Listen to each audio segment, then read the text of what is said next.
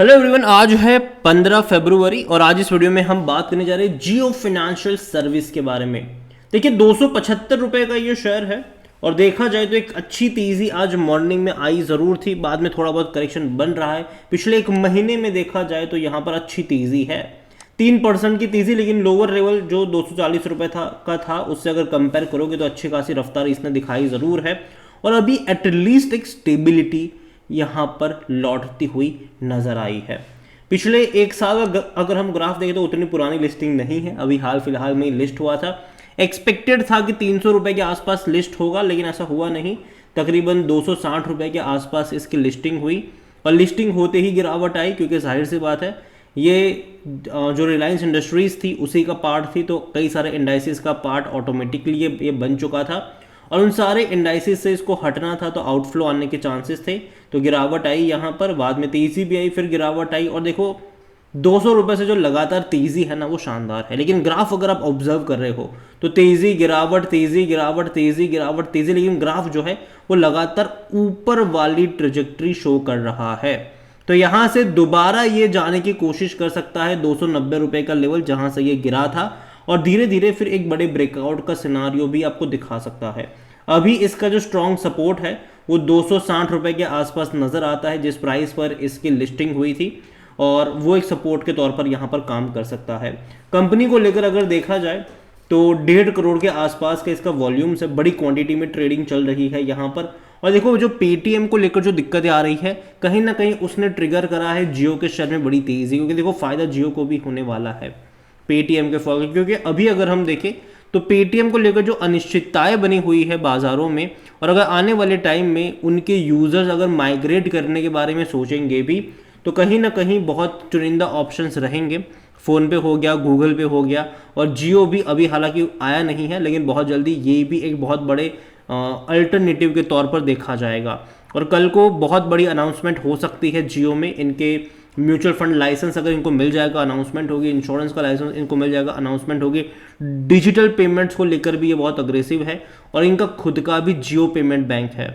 जहाँ तक बात करी जाए इस कंपनी में तो यहाँ पर KR चौकसी की बाई कॉल है, 290 रुपए का टारगेट उनका है, देखने को मिल रहा है। According to Moneycontrol user 67% लोग कह रहे बेचो यहाँ से, जबकि 33% लोग कह रहे खरीदारी करो। पहली चीज तो ये कि मैं इन 67 लोगों के साथ सहमत नहीं हूं। मुझे लगता है कि यहाँ पर जो मौके बनेंगे वो खरीदारी के और होल्ड करने के मौके बनेंगे और बाय ऑन डिप्स के मौके बनते आपको नजर आ सकते हैं। जियो की मैं बात करूँ तो देखो इनका खुद का पेमेंट बैंक भी है, जियो पेमेंट बैंक इनका खुद का है, जहाँ से मनी ट्रांसफर और बहुत सारी जो चीज़ें हैं वो हो जाती है यहाँ पर। और 365 दिन का बैंकिंग कह लो, नो हिडन चार्ज कह लो, कई सारी चीज़ें आपको यहाँ पर देखने को मिलेगी जियो पेमेंट बैंक में, जो कि एक बहुत बड़े बैकबोन के तौर पर काबिल आ सकता है, मतलब काम आ सकता है जियो फाइनेंशियल सर्विसेज के लिए। क्योंकि जियो फाइनेंशियल सर्विस जो है वो कई सारी सर्विसेज प्रोवाइड करेगा, जैसे कि इंस्टेंट लोन हो गया, लोन देने के लिए जो आएगा उनका खुद का ही है भाई साहब, ठीक है। इंश्योरेंस प्लान डेफिनेटली आने वाले टाइम में इंश्योरेंस का जो सेक्टर है वो और बड़े पैमाने पर ग्रूम होगा। और सबसे बड़ी बात यह है कि इंश्योरेंस को लेकर अगर आप देखोगे ना तो कई सारी ऐप्स वगैरह प्रोवाइड करवाती ज़रूर है, थर्ड पार्टी वगैरह प्रोवाइड करवाती ज़रूर है, लेकिन सबसे बड़ी बात जो इनके लिए जो इनके लोन को लेकर बात करें, इंश्योरेंस को लेकर बात करें, म्यूचुअल फंड्स को लेकर बात करें, वो ये है कि इनकी खुद की जो ऐप माई जियो ऐप है वो भैया बहुत सारे डाउनलोड्स है, बहुत सारे यूजर्स है वहाँ पर, इनको टाइम नहीं लगेगा वहाँ पर भैया जो म्यूचुअल फंड है उसका टैप देने में, इसके अलावा लोन का टैप देने में, इसके अलावा इंश्योरेंस का टैप देने में। तो ये बहुत आसानी से इन सारी चीज़ों को एग्जीक्यूट कर सकते हैं, बहुत आसानी से। डिजिटल पेमेंट को लेकर अगर हम बात करें, UPI को लेकर अगर हम बात करें, तो इनके खुद के कई सारे स्टोर्स हैं, चाहे वो आजियो के स्टोर्स हो, चाहे वो रिलायंस रिटेल के स्टोर्स हो, चाहे वो जियो के भी स्टोर्स क्यों ना हो मोबाइल वाले, चाहे यहाँ पर इनके जियो मार्ट के भी स्टोर्स क्यों ना हो। और जियो मार्ट में लोन वगैरह का भी, जो मर्चेंट को लोन चाहिए होता है वो भी ये लोग पूरा कर सकते हैं।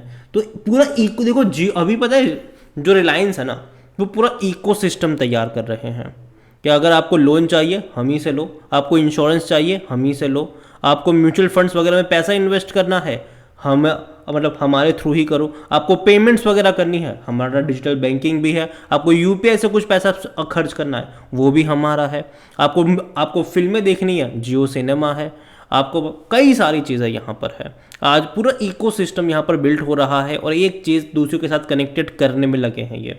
यहाँ पर वैल्यूएशन के मामले में आपको ये महंगा लग सकता है, उसमें कोई दो राय नहीं है। इसका 5,000 से भी ज़्यादा का पी रेशो है, लेकिन आपको समझना होगा कि कंपनी का जो बिजनेस है वो अभी ऑपरेशन स्टार्ट भी नहीं हुए हैं इनके।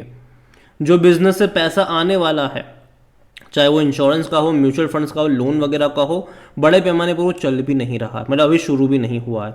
अभी इनको इंश्योरेंस का लाइसेंस मिला नहीं है, हालांकि 5 महीने पहले अप्लाई करा था इन्होंने। बहुत जल्दी मिलने की अनाउंसमेंट आएगी, जनरली 6 महीना लगता है।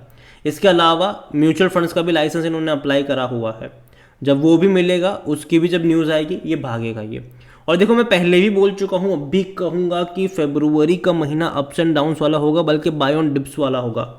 जबकि मार्च से, अप्रैल से, मई से जुलाई आप एक अच्छी रफ्तार देखोगे। जो 4 महीना है ना, मार्च से जुलाई का, वहाँ पर एक अच्छी रफ्तार आप देखोगे, क्योंकि बड़े पैमानों पर आपको इनके मार्केटिंग कैंपेन्स देखने को मिल जाएंगे। आईपीएल के दौरान, आईपीएल की जो ब्रॉडकास्टिंग राइट है वो जियो सिनेमा के पास है, और इन दौरान में आपको इनके मार्केटिंग कैंपेन्स देखने को मिलेंगे अपने इंश्योरेंस के बिजनेस के लिए, अपने म्यूचुअल फंड्स के बिजनेस के लिए, अपने लोन के बिजनेस के लिए, अपने जो डिजिटल पेमेंट्स है उनके बिजनेस के लिए।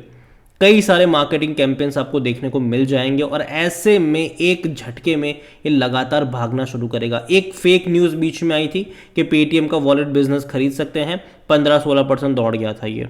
और जिस दिन ये पॉजिटिव और अच्छी खबरें देखने को मिलेगी कि भैया इनको लाइसेंस मिल गया इंश्योरेंस का, इनको ये वाला लाइसेंस मिला, तब एक बहुत बड़ी तेज़ी जाहिर सी बात है आपको देखने को मिलेगी। यहाँ पर अगर बात करी जाए जियो को लेकर, तो इनके प्रमोटर के पास 47.12% का होल्डिंग है। जब से लिस्ट हुआ है तब से लेकर अब तक रिलायंस यहाँ पर जो प्रमोटर है वो 8 करोड़ से भी ज़्यादा का शेयर्स खरीद चुका है। जब भी गिरावट आती है रिलायंस आ जाता है खरीदारी करने के लिए, क्योंकि देखो रिलायंस को पता था कि इनको अपना जो प्राइस है वो एटलीस्ट 6-7 महीने तक कंट्रोल में रखना है, क्योंकि उसके बाद जब बिजनेसेस को लेकर जब शुरुआत हो जाएगी तब तो लोग खुद ही आएंगे खरीदारी करने के लिए। और यही वजह थी कि रिलायंस जब भी 220 का था, 230 का था, 240 का था, तब वो आते थे खरीदारी के लिए। यहाँ पर म्यूचुअल फंड 4.91 पर है, 8.18% डोमेस्टिक के पास है, 19.83% एफआईआईस लेकर बैठे हैं। रिटेल और अदर यहाँ पर 19.96% के स्टेक पर है। देखिए ओवरऑल अगर बात करूँ मैं जियो फाइनेंशियल्स को लेकर, तो बिजनेस डेफिनेटली इनके फ्यूचरिस्टिक बिजनेस है आने वाले टाइम में। हालांकि कई सारे बड़े प्लेयर्स के साथ सीधे तौर पर इनकी टक्कर होने भी वाली है, चाहे वो डिजिटल पेमेंट्स में पेटीएम को लेकर बात करें, फ़ोनपे को लेकर बात करें, गूगल पे को लेकर बात करें, सीधी इनकी टक्कर होने वाली है। लेकिन कहीं ना कहीं इनका जो इकोसिस्टम है वो काफ़ी बड़ा है, इनका जो डेटा है वो काफ़ी बड़ा है, जो रीच है वो काफ़ी बड़ी है इनकी। जब हम जियो सिनेमा को लेकर बात कर रहे थे स्टार्टिंग में कि भाई साहब बहुत सारे लोग हैं ओटीटी में, लेकिन फिर भी इन्होंने भैया फ्री दे देकर बहुत बड़े पैमाने पर बहुत लोगों को अपने साथ जोड़ लिया। तो आने वाले टाइम में मुझे लगता है कि जब ये इंश्योरेंस को लेकर आएंगे, जब ये म्यूचुअल फंड्स को लेकर आएंगे, जब ये लोन वगैरह को लेकर आएंगे, तो ऑटोमेटिकली लोग जुड़ना शुरू हो जाएंगे यहाँ पर। और दूसरी जो सबसे बढ़िया जो लोन को लेकर है, देखो इनके खुद के अप्लायंसेस के स्टोर है जो रिलायंस स्मार्ट है, वहाँ पर भी, क्योंकि आज के टाइम में ना लोन पे फ्रिज लेना, लोन पे एसी लेना कई सारे लोग कर रहे हैं, ठीक है, लोन पे स्मार्टफोन वगैरह लेना, तो ये वो कंपनी है जो लोन प्रोवाइड करेगी, ठीक है, इनके खुद के स्टोर से, वहाँ पर इन्हीं के थ्रू लोन वगैरह हो जाएगा, ऑनलाइन भी करोगे तो इन्हीं के थ्रू हो जाएगा।